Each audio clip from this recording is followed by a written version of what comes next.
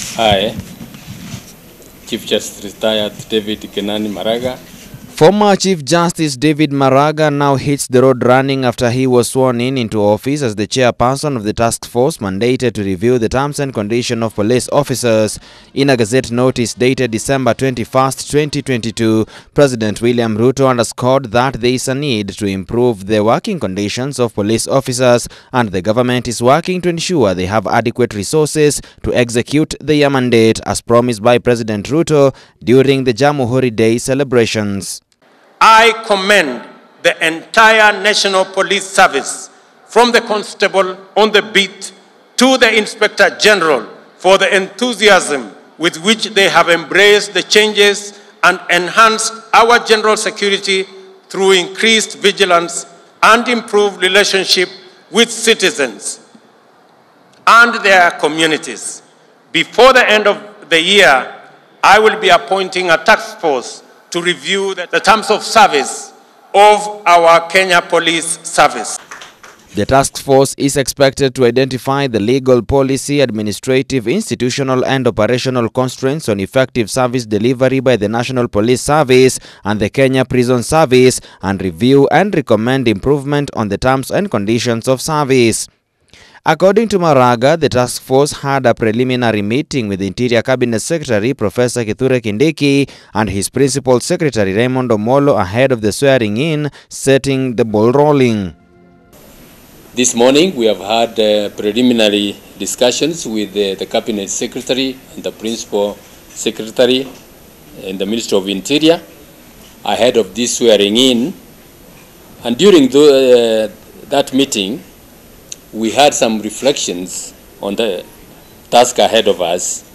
and the expectations of the two institutions. It is clear to the entire membership of the task force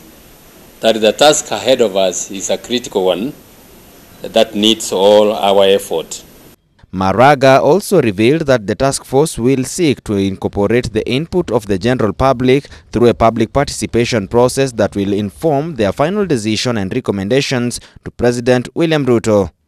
As a team, we look forward to engaging the leadership of both the National Police Service and the Kenya Prison Service, the two institutions that are core focus of our assignment. More importantly, we also look forward to hearing from the Kenyan public and other stakeholders regarding the police and prison services and the reforms that are outlined in the Gazette notice.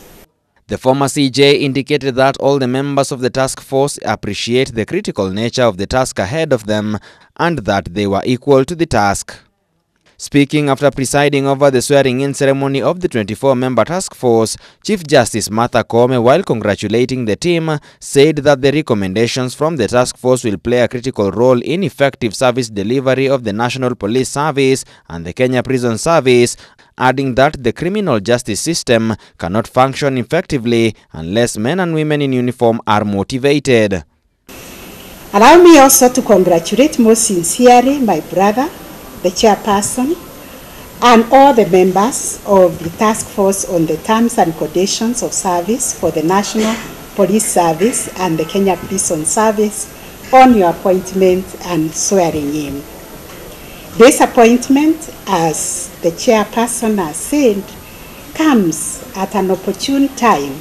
given that the work of the task force will serve to catalyze effective service delivery by these two institutions that are most critical and crucial for the enforcement and security within our country.